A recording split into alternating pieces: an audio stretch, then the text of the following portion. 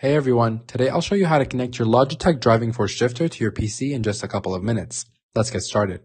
You'll need your Logitech shifter, a compatible Logitech racing wheel like the G29, G920, or G923, and a PC with the Logitech G Hub software installed. If you don't have G Hub yet, download it from Logitech's website. It's free.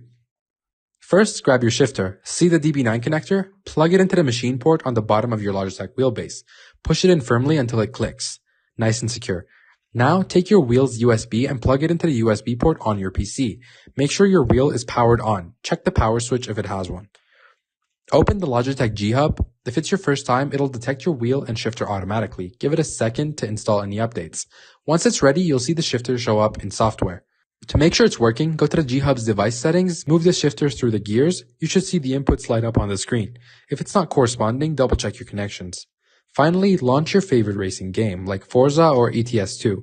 Head to the control settings, assign the shifter to your gears, and you're good to go. That's it guys, your Logitech shifter is now connected and ready to roll. If you're using it standalone without a Logitech wheel, you'll need a USB adapter.